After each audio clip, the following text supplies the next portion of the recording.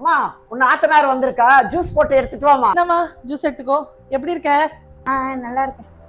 A few moments later. அண்ணி இது எனக்கு வாங்கின ஐஸ்கிரீம் அண்ணி, இது நான் தான் சாப்பிடணும். உங்களுக்கு நீங்க தனியா வாங்கிக்கோங்க.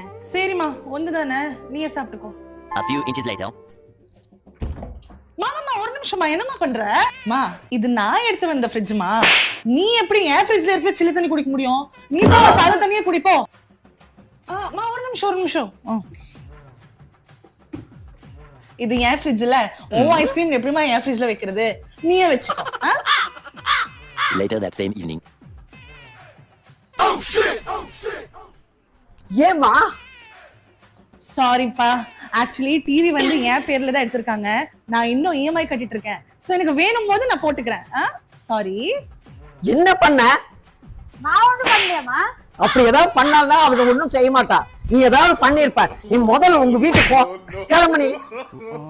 இவங்களுக்கு நான் இப்படிதான் கரெக்ட். நிம்மதியா ஒரு டிவி கூட பார்க்க முடியல.